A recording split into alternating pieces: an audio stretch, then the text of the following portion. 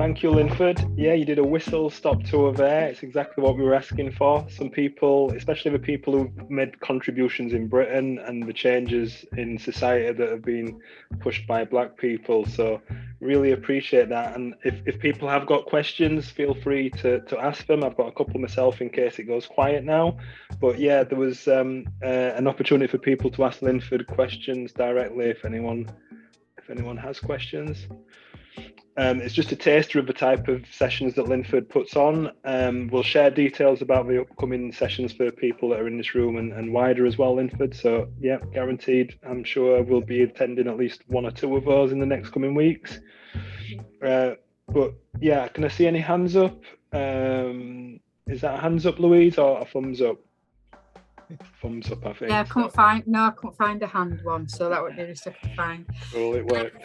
Thank you, Linford. That was really interesting, and I don't think I knew of any of those people that you covered this evening. So I've certainly learnt something.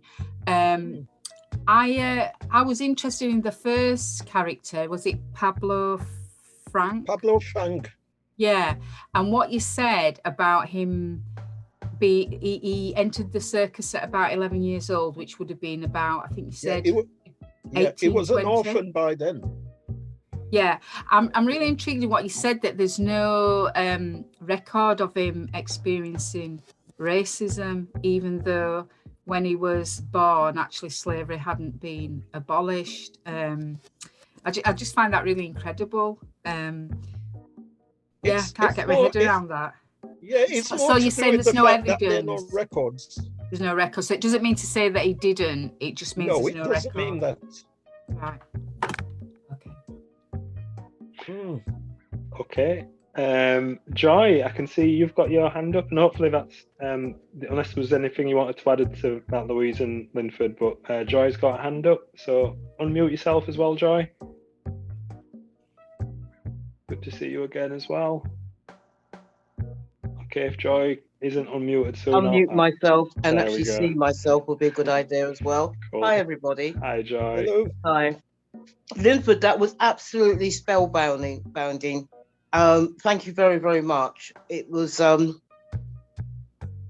increases my conviction that we should be in the school curriculum, right? Especially when you talk about Margaret Bushby at the end, because of her literature and her interest in everything to do with literature, drama, and books, etc. It just brings home even more how much we are missing in our school curriculum, and the fact that there are blue plaques all up and down this country, signifying our, the contributions that Black people have made to this country, and we know nothing about this, and it breaks my heart.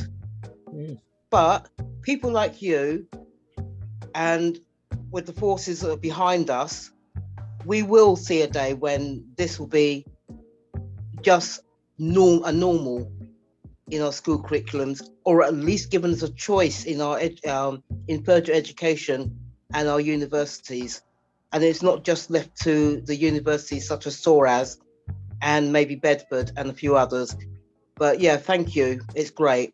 And going back to the first character you spoke about, Frank, am I right in saying that he also worked with Wild Bill Hickok as well?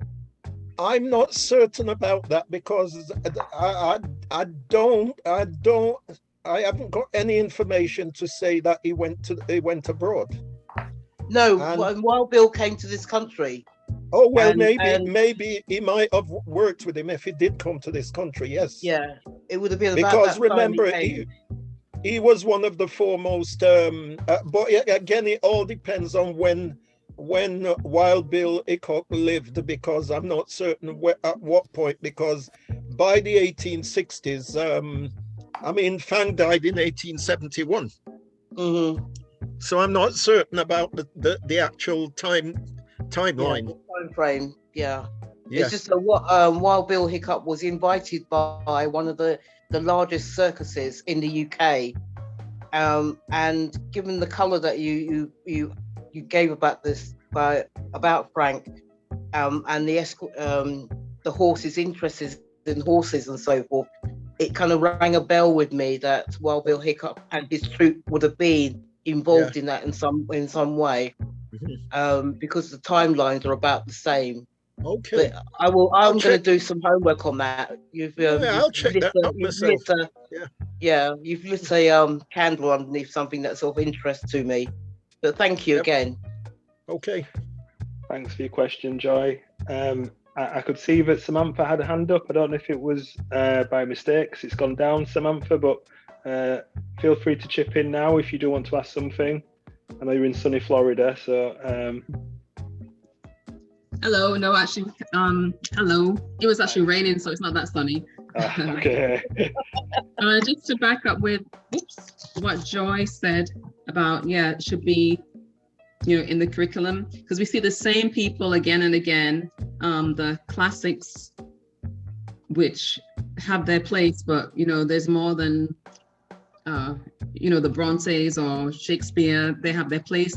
And if you don't get them in school, you see them in so many other arenas. But all these hidden figures, for me as an adult who's fairly up with, Black education and figures, I thought I was anyway, but there's so many people that are hidden, and they're not hidden by mistake, it's by design. They're not lost to history just because they're lost to history. People have, I think, almost, hidden them on purpose.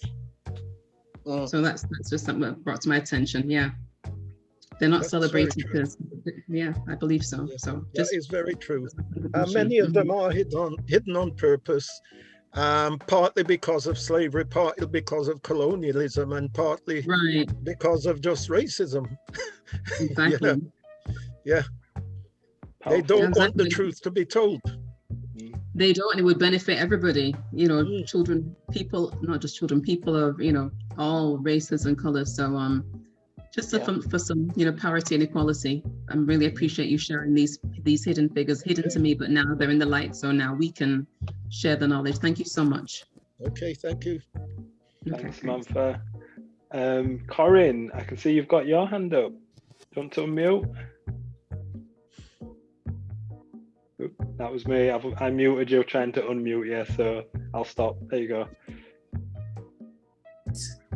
Okay, so I'd just like to say I was recently on a Zoom, quite an interesting Zoom meeting with someone at Sheffield University and other teachers who were talking about geography and how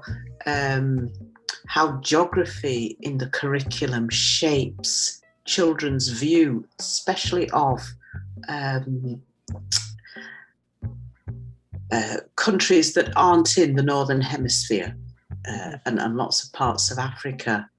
I've forgotten what I was going to say.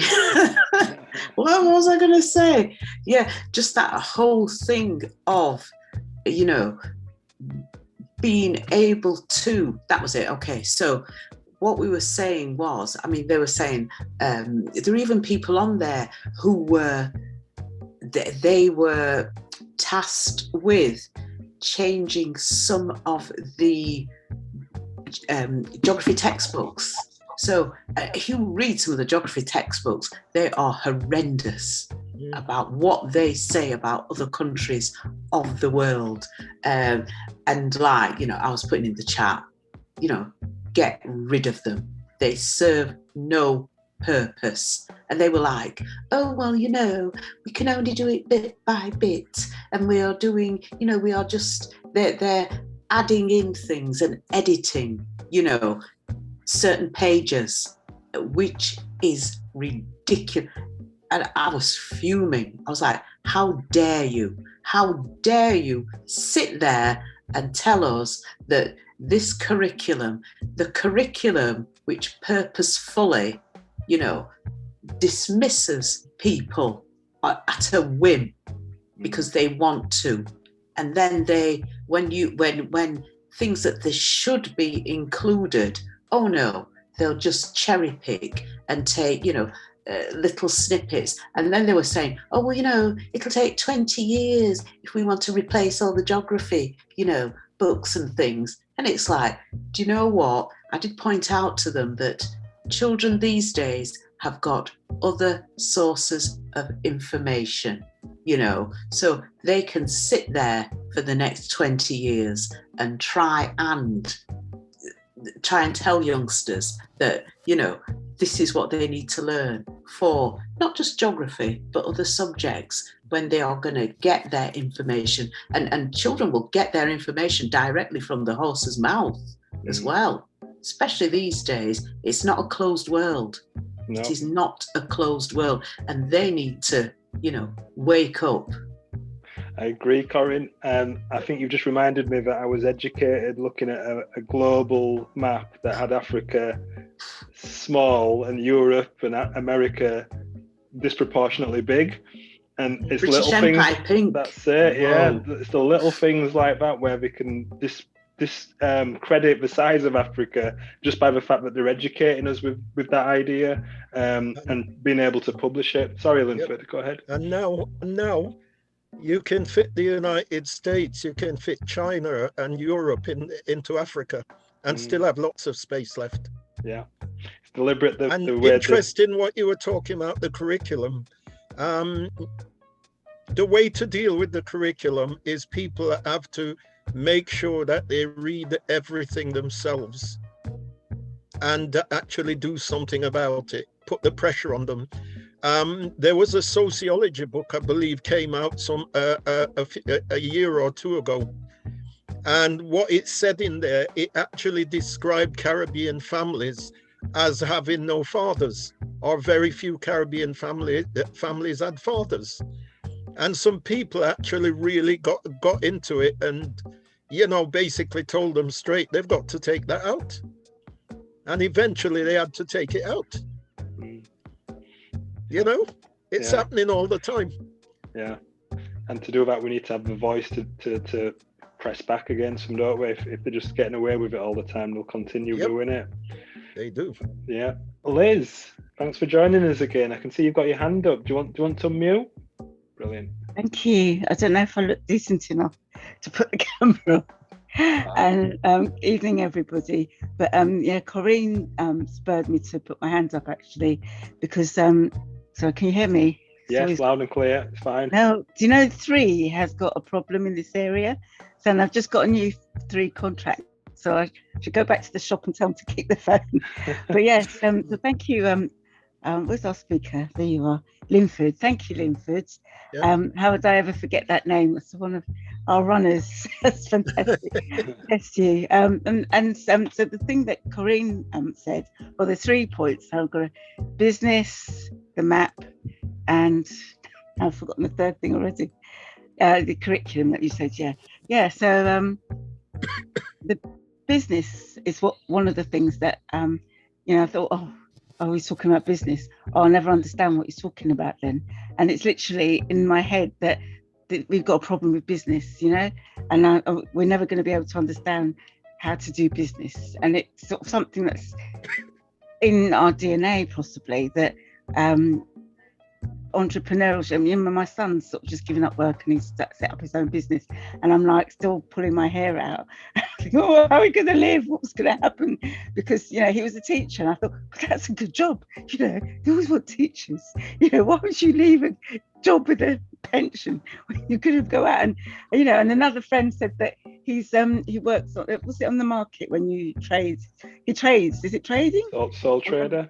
Oh my gosh. And I thought, don't talk to me. I don't know. I'm never going to give you a fiver. No, there's no way. Because it's like literally, it's bringing fear into me. And it's not just me. I think it's something that we are put off because, it's only through entrepreneurship and putting yourself out there as the guy with the record, everyone can make a record shop. But at that time, nobody was making hairdressers, and it's only and now it really annoys me so much that the only black shops, well, they're not even black, the only shops in the high street that anything to do black is like hairdressers. And I sort of got my high street is very small and really poorly, there's no diversity, a chemist, a pub, and this sort of thing. And there's like 3 black hairdressers on it. And I think, couldn't you come up with something else? We need food, you know, because like Yvonne said, you know, we need another misery restaurant on this high street, and because you can never find any decent food. I don't eat McDonald's and Kentucky Fried Chicken, but you know, those sorts of business ideas only come from the risk takers, and black people in, you know, in Reconstruction, post-slavery, were risk takers because we had nothing to lose. And the same with the new the people that came to Britain in the Windrush era. We had nothing to lose. We came with nothing. As we were talking about, I think last week, we came with nothing. So why not speculate? Yeah, but then the thing about the maps was I saw a YouTube about the maps, and the size of a country is where people see its value and its worth. And like the brother said just now, you could put America and all of Europe in Africa. And, you know, and I've seen so many different conversions of it. And when you look at it, it's distorted purposely.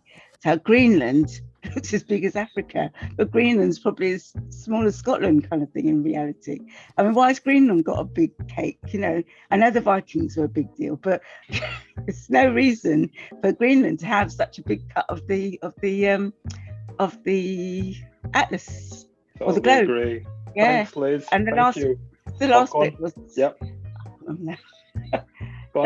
so thank you for that. And the curriculum, yes, you know, that thing I was about to say, the same thing about the we're all home, you know, parentless, and I even, you know, not I just, but we even buy into some of those lies that we're all, you know, fatherless families and this sort of thing. And I saw a statistic, I think it's only this week, that it's 12 times more single families in the white community than black. But it's like only black people get divorced, and only black people get into fights with their spouses, and only black people, you know, leave each other. But that's not the case at all. The stereotyping. So thank you for that. Yeah, Thank you, Liz. we think some of that gets into us, you know, it's in our DNA as well, and we need to look at that and address it, I think, you know. Thank you. Totally agree. A good friend from last week said it's like pollution. It's got into us as well as everyone else. So Yvonne, thanks, Liz, but Yvonne, you've got your hand up, so I think you might be the last question before we bring P in, so go ahead. I think I just wanted to I think these things that I'm just picking up from what Liz just said, these things are in our head. As you mentioned, you've just listed a whole range of things. And I think we keep them there if we repeat them. So I think sometimes the best thing to do is not to repeat them. I think also when we talk about black people, we need to speak for ourselves, talk about our own fears. So if we have a fear of going into business, we own it. We say, I have a fear, not black people have a fear, because that's not my experience. I work with hundreds and hundreds of black people in business, going into business every day, social enterprise, private sector. I mean, we black women, I think for years has been, I think, the fastest growing business sector in this country. So I think, you know, especially in these public forums, I think we just need to speak from where we are and not speak for black people, because it's not necessarily everybody's experience that they're frightened and all this. I think Linford, it was a brilliant presentation, and it's you know, education is the key. I totally agree with what Corinne said on every discipline. You know, we live in a racist society, so of course racists are going to write curriculums. So we can't, you know, there's no avoiding it, is there? And there is capitalism is based on inequality, and so we have to have books and a curriculum which you know, fuels division and keeps a single story alive, because that's how they keep the system going, I suppose. But yes, we have to push back, and people like Linford, historians like Linford, broaden our minds and increases our knowledge where we don't already have it. So thank you very much, Linford. And it's really nice to have this space for us as black people to have these conversations, because they're important. So thanks to Pursuit of Happiness as well. Thank you, Yvonne. Thank you. Linford, as I say, we knew this was going to be a double act. So we've got Pauline Stepney is going to do her presentation now. I hope you can stick around, Linford, but we understand if you do need to go. I will stick around to listen brilliant. to Pauline. Yes. Thank you. Thanks.